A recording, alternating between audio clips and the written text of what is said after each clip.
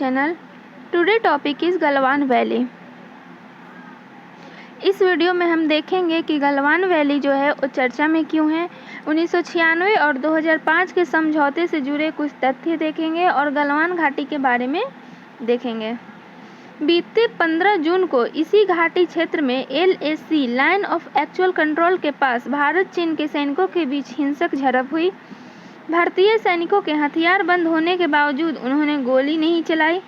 बाद में केंद्रीय विदेश मंत्री ने दोनों देशों के बीच 1996 और 2005 में हुए समझौते के चलते हथियार इस्तेमाल न करने को जायज बताया। वहीं 19 जून को चीनी विदेश मंत्रालय का घाटी को लेकर विवादित बयान दिया गया। चीन ने संपूर्ण गलवान घाटी को अपनी तरफ के LAC यानी लाइन ऑफ एक्चुअल कंट्रोल का हिस्सा माना। भारत ने चीन के दावे को एक सिरे से खारिज किया। 1962 के बाद पहली बार गलवान घाटी को लेकर विवाद उठा है। अब देखते हैं 1996 और 2005 के समझौते से जुड़े कुछ तथ्य। 1996 का समझौता भारत चीन सीमा क्षेत्र में LAC line of actual control के पास सैन्य क्षेत्र में कॉन्फिडेंस बिल्डिंग मेजर्स से जुड़ा है। इस समझौते के अनुच्छेद 6 के 1 के अनुसार दोनों तरफ से LAC line of actual control के 2 किलोमीटर के क्षेत्र में कोई भी गोलीबारी नहीं होगी, न ही किसी स्तर पर जैव अपघटन बायोडिग्रेडेशन होने दिया जाएगा, न ही खतरनाक रसायनों का इस्तेमाल किया जाएगा और न ही कोई विस्फोट अभियान चलाया जाएगा और न ही बंदूक या विस्फोट से हमला किया जाएगा। इसी समझौते के अनुच्छेद 6 के 4 के अनुसार यदि LAC line of actual control पर किसी प्रकार के मतभेद के चलते दोनों पक्ष की सेना के आमने सामने होने की नौबत आती है तो ये ऐसा करने से बचने का विकल्प अपनाएंगे और स्थिति को और बिगड़ने से बचाने के लिए हर संभव प्रयास करेंगे। दोनों पक्ष कूटनीतिक या अन्य किसी उपलब्ध साधन के जरिए स्थिति की समीक्षा करेंगे और तनाव कम करेंगे। 1996 के ही समझौते के अनुच्छेद 10 का 1 के अनुसार इस समझौते के कुछ प्रावधानों का पूरी तरह अमल में आना इस पर निर्भर करेगा कि दोनों पक्ष भारत चीन सीमा क्षेत्र में LAC line of actual control के संदर्भ में साझा मत रखते हैं या नहीं।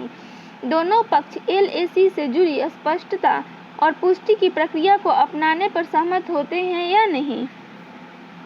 2005 के समझौते के अनुच्छेद 1 के अनुसार दोनों पक्ष शांतिपूर्ण और दोस्ताना बातचीत से सीमा विवादों को सुलझाएंगे। दोनों पक्ष न तो सैन्य ताकत का प्रयोग करेंगे और न ही किसी भी माध्यम से ऐसा करने की एक दूसरे को धमकी देंगे।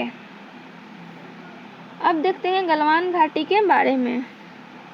यह घाटी नुकीले पर्वतों के बीच जमीन का हिस्सा है। इन्हीं पर्वतों से गलवान नदी निकलती है।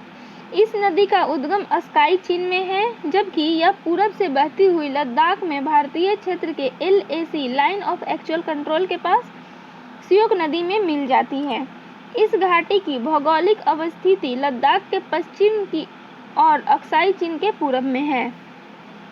अक्साई चीन पर वर्तमान में चीन का नियंत्रण है। इस हिस्से को जिनजियांग उइघुर स्वायत्त क्षेत्र के रूप में जाना जाता है। इसके पश्चिमी छोर पर श्योक नदी और डारबुक श्योक दौलत बेग ओल्डी सड़क है। इसका पूर्वी सिरा चीन के जिनजियांग तिब्बत सड़क के पास में ही है। इस सड़क को अब G219 हाईवे कहा जाता है। आज का प्रश्न है, गलवान घाटी के संबंध में निम्नलिखित कथनों पर विचार करें। कथन 1, इस घाटी का विस्तार जम्मू कश्मीर में है।